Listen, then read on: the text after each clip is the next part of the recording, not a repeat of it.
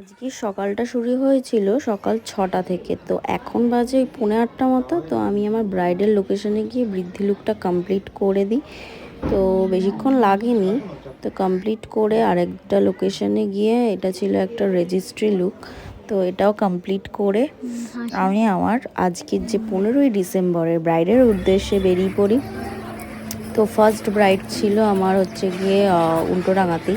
আর এদিকে দেখো আমার যে অ্যাসিস্ট্যান্ট, সে ভুল বিয়ে বাড়িতে ঢুকে যাচ্ছিল, অন্য লোকের বিয়ে বাড়িতে ঢুকে যাচ্ছিল। তাই বললাম এটা ওর বিয়ে বাড়ি, ওইটা নয়।